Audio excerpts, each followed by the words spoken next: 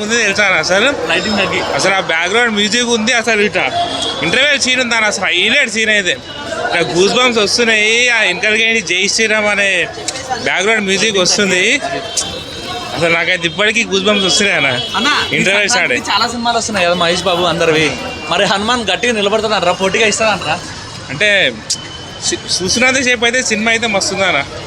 అంటే వాడంటే పెద్ద హీరో కాబట్టి ఓకే, కానీ ఇది మాత్రం అసలు చిన్న హీరో చైల్డ్ ఆర్టిస్ట్ అనే ఏం లేదు. సినిమా చూస్తున్నంత సేపు అయితే ఆ మ్యూజిక్కి అసలు ఇట్లా నాలుగు ఏమంటారు ఎండికే లేచి కూర్చుంటున్నాయి.